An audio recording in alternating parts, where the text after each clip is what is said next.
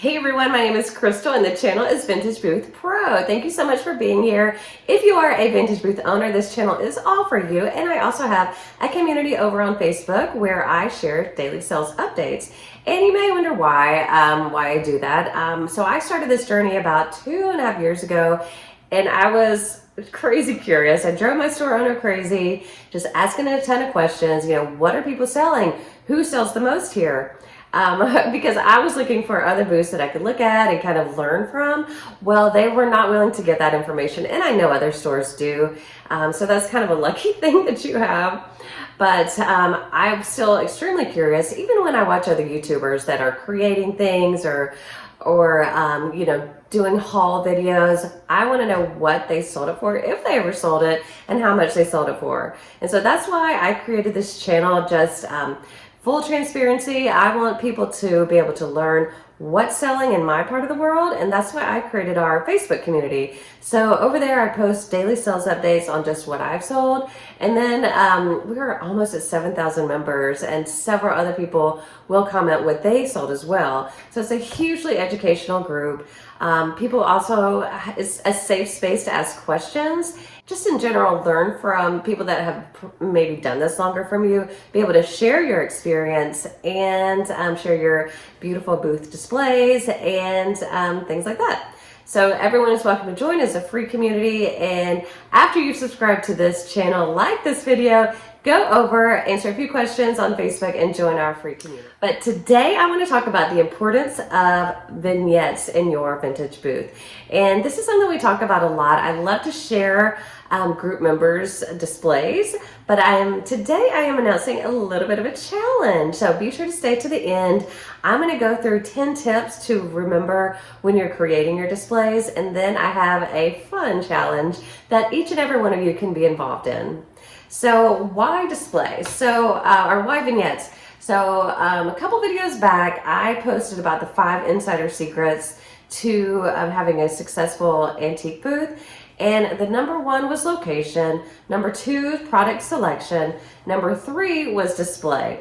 Number 4 is pricing, number 5 was marketing. But let's get into the display. Now, you may argue with me, and people have, so I completely understand that you don't need to have a perfectly curated booth. You can just throw things up on the wall, up in bookshelves, and not have any sort of curated look at all.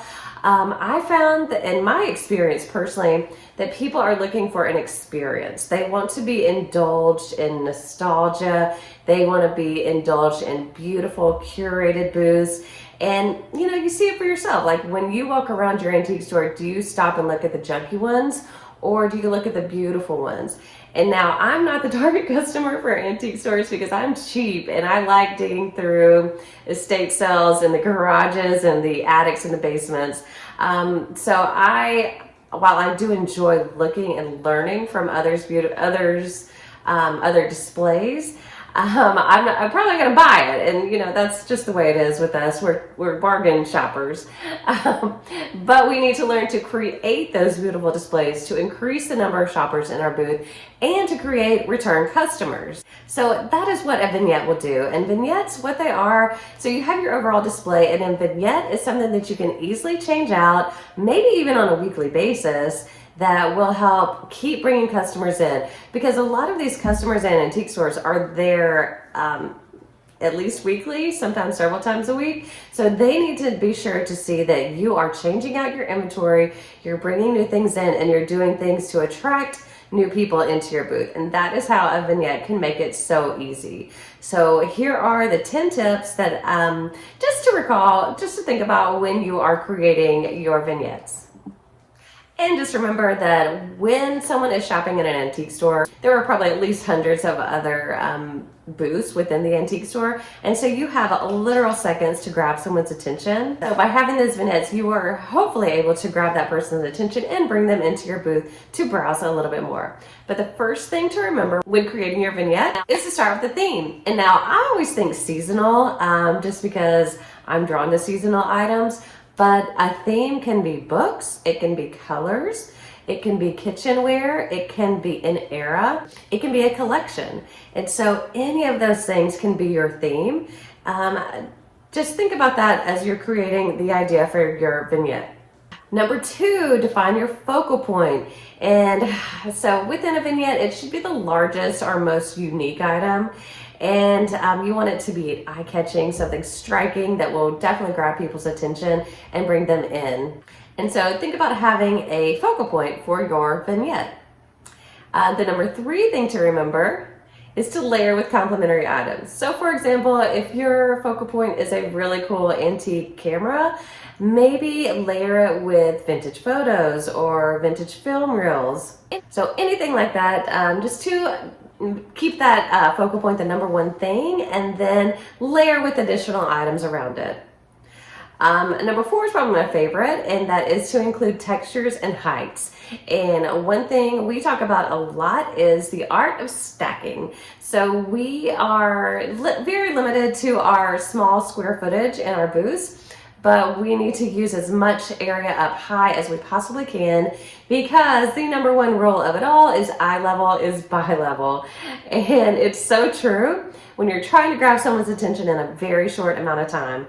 I have a lot of small tables that I use, and I get in trouble because it's not always very safe stacking, so just be sure that it is stacked safely.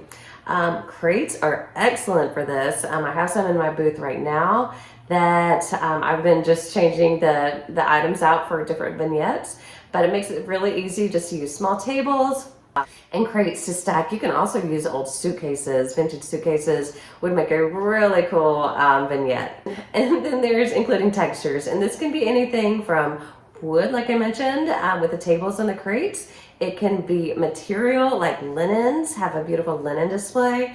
It can be metal or even glass.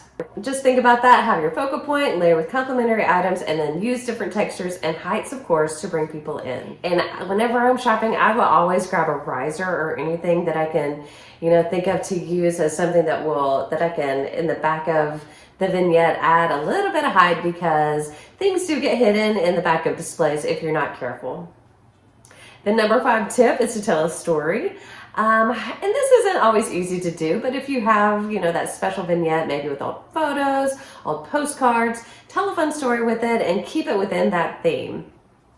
Number 6, the tip is to incorporate negative space. And this basically means make sure it's not too messy.